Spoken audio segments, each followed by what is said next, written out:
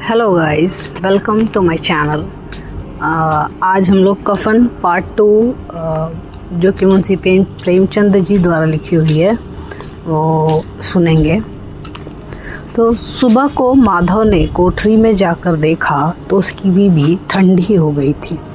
उसके मुंह पर मक्खियाँ भिनक रही थी, पथराई हुई आँखें ऊपर टंगी हुई थी, सारा जिस्म खाक में लथपथ हो रहा था। उसके पेट में बच्चा मर गया था।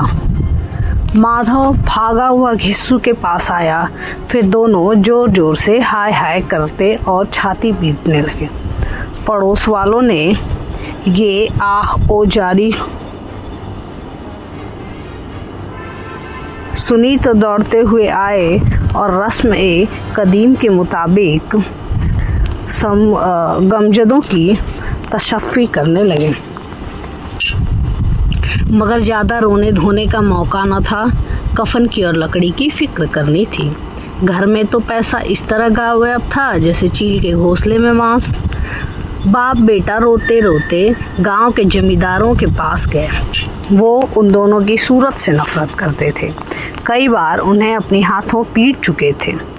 चोरी की इल्लत में, वादे पर काम न करने की इल्लत में। पूछा, क्या है बे घिसुआ, रोता क्यों है? अब तो तेरी सूरत ही नज़र नहीं आती। अब मालूम होता है तुम इस गांव में नहीं रहना चाहते। घिसू ने ज़मीन पर सर रखकर आंखों से आंसू भरते हुए कहा, सरकार, बड़ी विपदा में हूँ। माधव की घरवाली रात गुजर गई।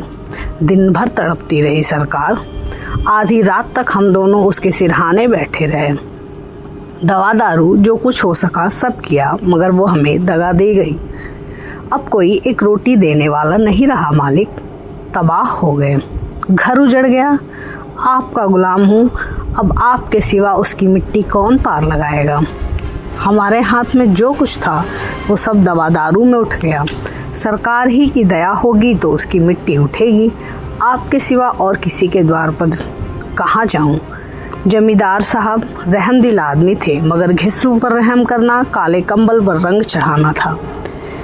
जी में तो आया, कह दें चल दूर हो यहाँ से, लाश घर में रख कर सड़ा।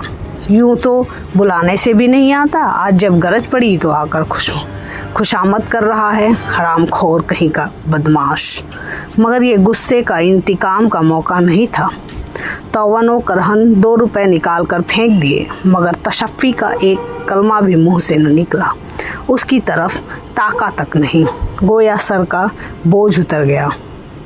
जब जमींदार साहब ने 2 रुपए दिए तो गांव के बनिए महाजनों को इनकार की जुर्रत क्यों कर होती। घिसू जमींदार के नाम का ढिढोरा पीटना जानता था। किसी ने 2 आने दिए, किसी ने 4 आने। 1 घंटे में घिसू के पास 5 रुपए की माकूल रकम जमा हो गई। किसी ने गल्ला दे दिया, किसी ने लकड़ी, और दोपहर को घिसू और माधव बाजार से कफन लाने चले और लोग बांस काटने लगे। गांव की रकीक उल कल्ब औरतें आकर लाश को देखती और उसकी बेबसी पर 2 बूंद आंसू गिराकर चली जाती थीं। बाजार में पहुंचकर घिसू बोला, लकड़ी तो उसे जुलाने भर की मिल गई है माधव। माधव बोला, हाँ लकड़ी तो बहुत है, अब कफन चाहिए तो कोई हल्का सा कफन ले ले।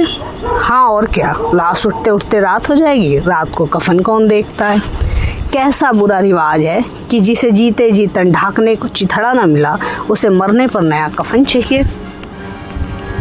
और क्या रखा रहता है, यही 5 रुपए पहले मिले होते तो कुछ दवा दारू करते। दोनों एक दूसरे के दिल का माजरा मानवी तौर पर समझ रहे थे। बाजार में इधर उधर घूमते रहे, यहाँ तक कि शाम हो गई। दोनों इत्तेफाक से ये आमदन एक शराब खाने के सामने आ पहुँचे और गोया किसी तयशुदा फैसले के मुताबिक अंदर आ गए।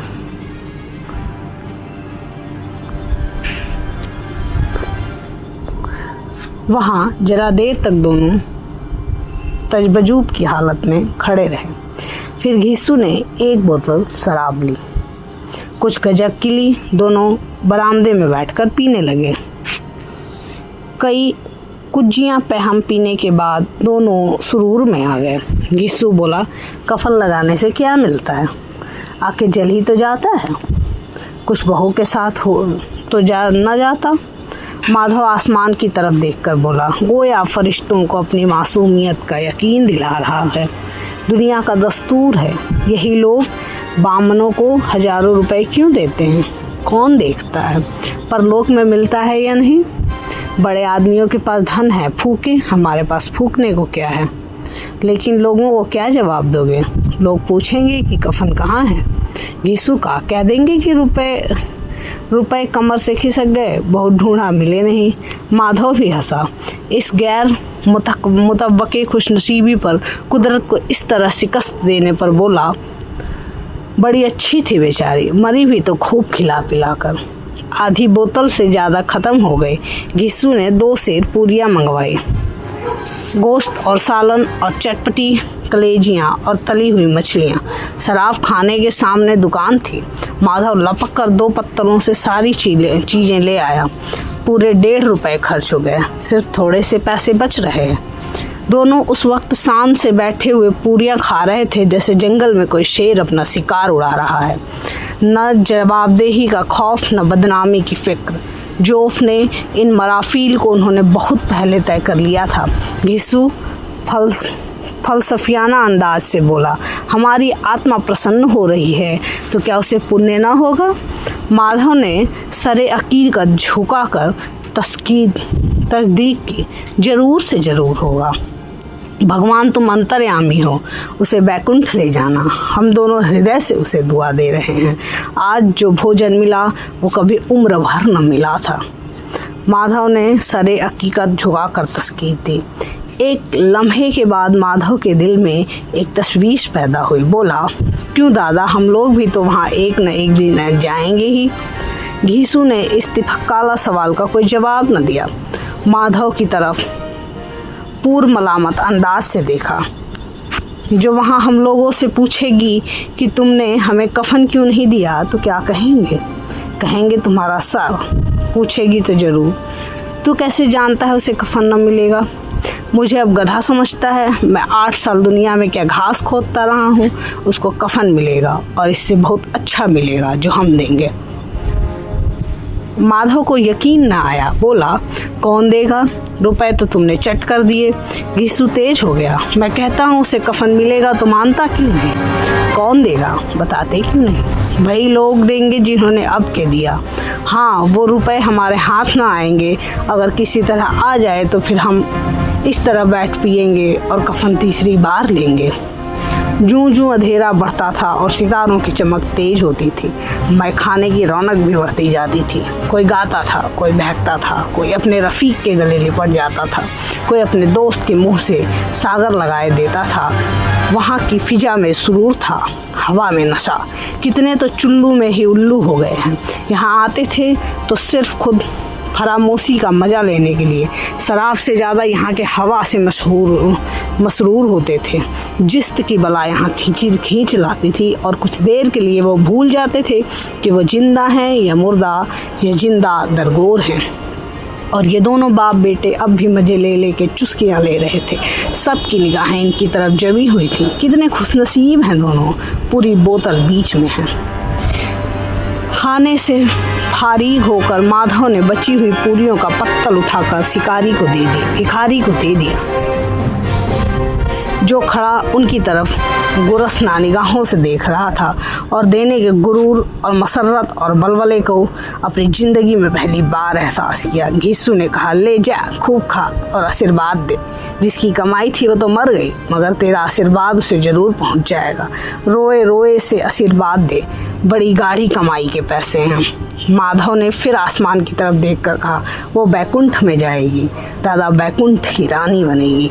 यीशु खड़ा हो गया और जैसे मसरत की लहरों में तैरता हुआ बोला, हाँ बेटा, बैकुंठ में न जाएगी तो क्या ये मोटे मोटे लोग जाएंगे जो गरीबों के दोनों हाथों से लूटते हैं और अपने पाप के धोने के लिए गंगा में जाते हैं और मंदिरों में जल चढ़ाते हैं। ये खुशे तिकादी का रंग भी बदला।